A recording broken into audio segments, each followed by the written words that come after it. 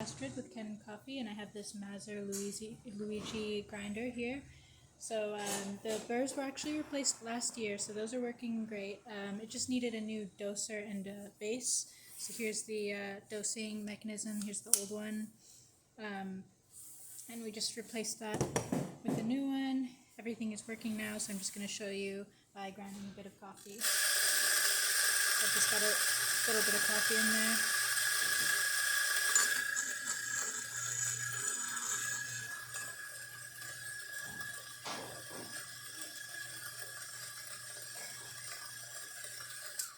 That should be good.